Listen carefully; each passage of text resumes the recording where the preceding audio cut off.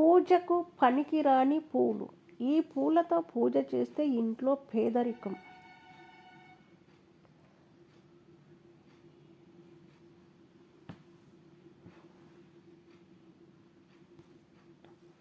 భక్తి శ్రద్ధలతో దేవుడికి పూజ చేసేటప్పుడు ప్రతి ఒక్కరూ తప్పనిసరిగా పూలు సమర్పిస్తారు.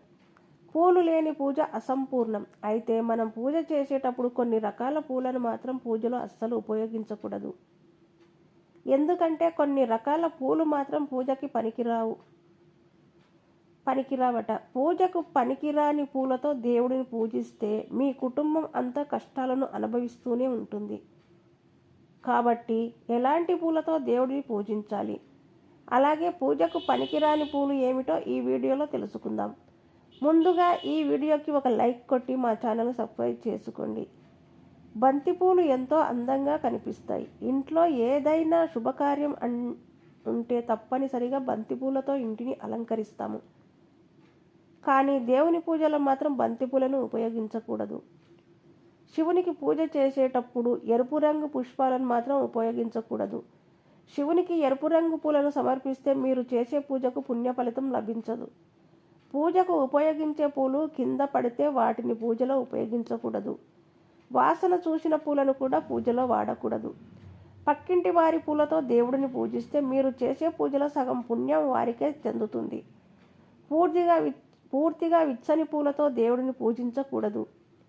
దేవుని పూజలో విడి పూల కన్నా మాల కట్టిన పూలతో పూజ చేస్తేనే ఎక్కువ పుణ్య ఫలితం లభిస్తుంది.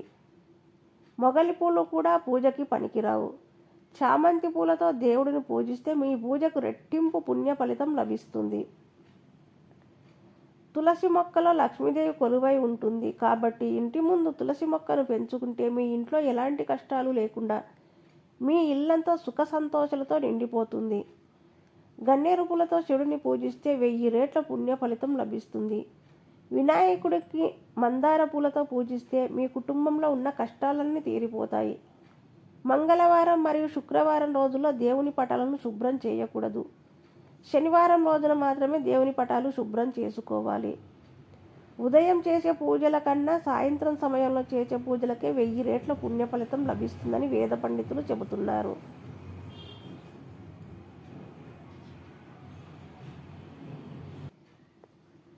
ప్రతిరోజు ఇంట్లో పూజ చేయలేని వారు ప్రతి శనివారం వెంకటేశ్వర స్వామిని పూజిస్తే ఆ వెంకన్న ఆశీర్వాదంతో మీ ఇల్లంతా కనకవర్షంతో నిండిపోతుంది. శనివారం వెంకటేశ్వర స్వామిని పూజించేటప్పుడు వెంకటేశ్వర స్వామి పటం ముందు ఒక పిండి దీపం వెలిగించి స్వామివారికి నైవేద్యంగా ఒక బెల్లం ముక్కను నివేదించి ఓం గోవిందాయ నమః అనే మంత్రాన్ని జపించాలి. ప్రతి శనివారం ఇలా వెంకటేశ్వర స్వామిని పూజిస్తే వెంకటేశ్వర స్వామి ఆశీర్వాదంతో విపరీతమైన సంపద కలుగుతుంది.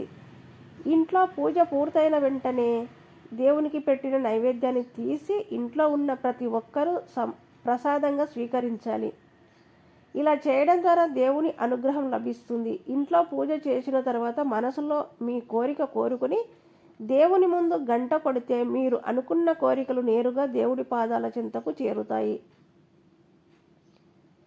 మీ ఇంటి సంపద విపరీతంగా పెరగాలంటే ప్రతి శుక్రవారం సాయంత్రం సమయంలో లక్ష్మీదేవి పటానికి 5 గులాబీ పూలను పెట్టి లక్ష్మీదేవిని పూజిస్తే మీ ఇంటి ఐశ్వర్యం రెట్టింపు అవుతుంది.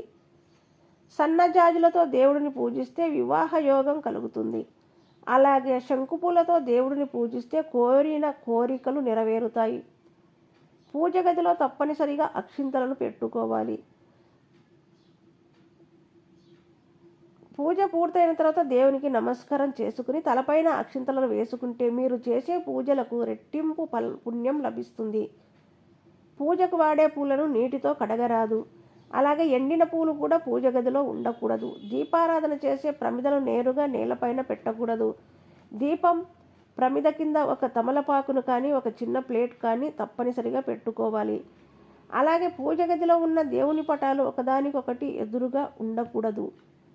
మీ మనసులో ఉన్న కోరికలు త్వరగా నెరవేరాలంటే గుడిలో ప్రదక్షిణలు చేసేటప్పుడు మీ మనసులో ఓం అని జపిస్తూ ప్రదక్షిణలు చేస్తే కోరుకున్న కోరికలు త్వరగా నెరవేరుతాయి. ప్రతి శుక్రవారం తులసిని పూజిస్తే ఐశ్వర్యవంతులు అవుతారని, ఎన్నో శుభ ఫలితాలు కలుగుతాయని నమ్మకం. వాస్తుశాస్త్రం ప్రకారం పూజ గదిలో ఉండే వినాయకుని చిత్రపటం 1 కంటే ఎక్కువ ఉండకూడదు.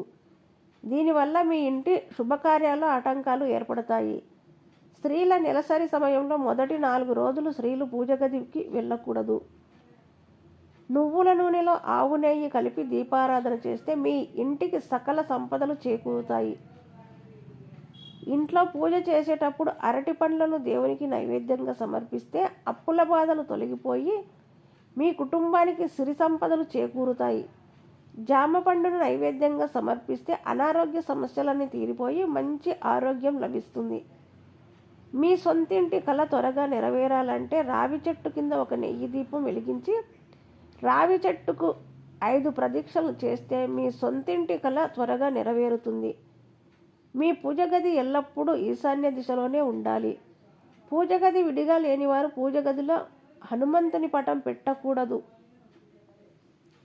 మీ ఇంటి ముందు ఎట్టి పరిస్థితుల్లో నిమ్మకాయ చెట్టు ఉండకూడదు. ఇంట్లో నిలబడి పూజ చేయకూడదు. చక్కగా కూర్చుని పూజ చేయాలి. పూజ చేసే స్త్రీలు కాళ్ళకు పసుపు రాసుకొని పాపిడిన కుంకుమ బొట్టు పెట్టుకుని పూజ చేస్తే స్త్రీలు దీర్ఘ సుమంగలిగా ఉంటారు. పూజలో ఉపయోగించిన పూలను వాడిపోకముందే పూజ గది నుంచి తీసివేయాలి. ఎండిన పూలు పూజ గదిలో ఉంటే మీ ఇంటికి దరిద్రం పడుతుంది. చెట్టుకున్న పూలని కోయకూడదు. సగం పూలు చెట్టు మీదే ఉండాలి. ఇంట్లో స్త్రీలు చేసే పూజల కన్నా మగవాళ్ళు చేసే పూజకే రెట్టింపు పుణ్య ఫలితం దక్కుతుందని వేద పండితులు చెబుతున్నారు. కాబట్టి వీలైనంత వరకు ఇంట్లోని మగవాళ్ళు దీపం వెలిగించడానికి ప్రయత్నించండి. ప్రతి శుక్రవారం సాయంత్రం సమయంలో మీ గుమ్మం ముందు 2 దీపాలు వెలిగించండి. ఇలా చేయడం వల్ల లక్ష్మీదేవి అనుగ్రహంతో మీ ఇంట్లో ఉన్న డబ్బు కష్టాలన్నీ తొలగిపోయి జీవితాంతం అష్ట ఐశ్వర్యాలతో జీవిస్తారు. ప్రతిరోజు ఉదయం నిద్ర లేవగానే ముందుగా మీ అరచేతులను చూసుకోండి. వాస్తుశాస్త్రం ప్రకారం మీ ఇంటి చుట్టూ